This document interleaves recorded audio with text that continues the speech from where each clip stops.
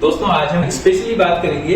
Slip disc के लक्षणों के बारे में। दोस्तों बहुत ही कॉमन है,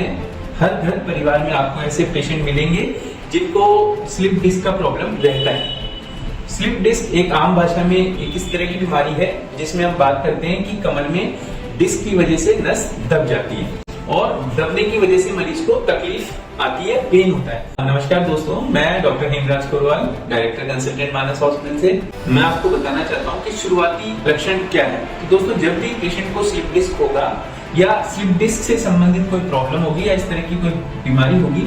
तो उसे सर्वप्रथम इनिशियली पेन, कई बार लोअर बैक या कमर के निचले हिस्से में उसको सेंटर में पेन होगा और ये पेन ज्यादातर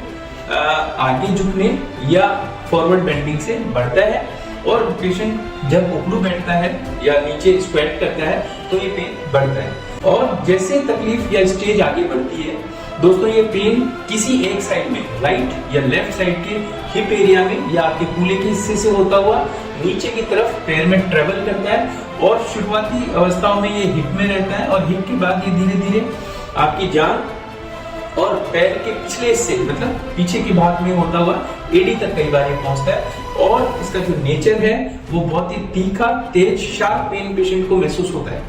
और पेशेंट को वॉक करने में और इवन उसको खड़े रहने में भी प्रॉब्लम महसूस होती है। और पेशेंट यदि सही समय पर इलाज नहीं लेता है या उसका डायग्नोसिस सही समय पर नहीं बनता है तो स्लिप डिस्क की वजह से जो नर्व कंप्रेशन रीढ़ की हड्डी में हो रहा है या जो नस का दबाव रीढ़ की हड्डी में है वो और बढ़ता चला जाता है और पेन के अलावा नए लक्षण भी उसको आते हैं। नए लक्षणों में खासतौर से झंझनाहट होना और कभी कभी सुनपन आना, ये शुरुआती लक्षण। जब झंझनाहट और सुनपन आ जाता है और अंतिम जो लक्षण है वो है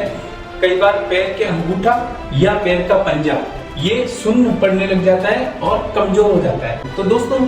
ये जो लक्षण हैं ये स्टेज पे डिपेंड करते हैं और शुरुआत से लेके जैसे जैसे कंप्रेशन बढ़ता है वैसे वैसे लक्षण बढ़ते चले जाते हैं। दोस्तों ये सभी लक्षण एक साइड में रहते हैं और शुरुआत में, और जैसे स्टेज बढ़ती है कभी कभी दोनों पैरों में भी ये लक्षण आते हैं। तो दोस्तों ये जो थे स्लिप डिस्क के लक्षण थे। यदि आपको इस तरह के कोई भी सिम्टम है किसी भी स्टेज पे तो आप एक बार अपने डॉक्टर से सलाह लें, हो सकता है आपको भी स्लिप डिस्क हो।